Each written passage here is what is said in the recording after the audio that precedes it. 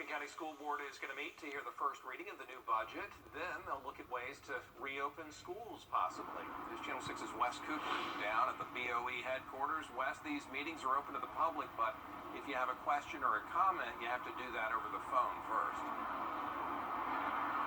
Right, Brad, good evening. The school board is meeting virtually tonight, but you can have your input heard by calling the school board. You can also scan the QR code that is on the school board's website to get involved with the meetings. Now, it's being proposed for next year's school budget to be a little bit above $260 million. The school system is looking to hire and retain teachers by 3% and expand technology access for students by 60%. As for reopening schools, leaders are considering several options like online classes. Soon a survey will be released to teachers and parents to give their input on how to go about things. The budget meeting started at 4 o'clock, and then the regular school board meeting starts soon after that. We will have a full report for you on News Channel 6 at 10 and 11 tonight. Live in Augusta, Wes Cooper, Wjbf, News Channel 6.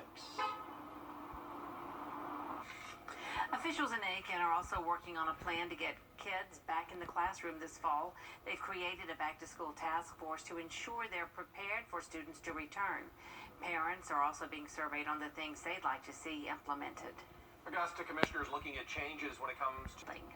On Capitol Hill, lawmakers are hearing from several witnesses about what the future of police reform should look like.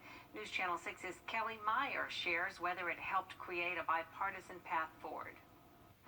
As protests over police brutality continue across the country, Tuesday, Republican South Carolina Senator Lindsey Graham acknowledged the Senate's duty to advance reforms. I'd like to have a systematic approach to problems that continue to happen over and over again. Graham led a hearing on policing with a panel of witnesses, including the attorney for George Floyd, the mayor of St. Paul, and the Durham police chief. The questioning mostly centered around the Democratic-led Justice and Policing Act. And so we really have a choice to make. Democratic New Jersey Senator Cory Booker pushed his colleagues to take up the bill. I worry in this moment, I really do, that we're going to repeat history, that this is the movie Groundhog Day. The Justice and Policing Act could reach the House floor as early as next week, while Senate Republicans prepare their own bill, led by South Carolina's Tim Scott. I think my colleagues and I have put together a good bill.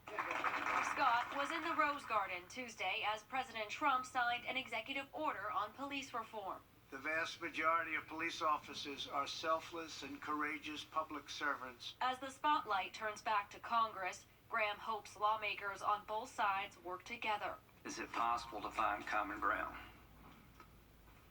The answer is obviously yes, if we want to. Scott's bill is set to be introduced in the Senate on Wednesday. Reporting in Washington, I'm Kelly Meyer. Well, this month, the local Wjbf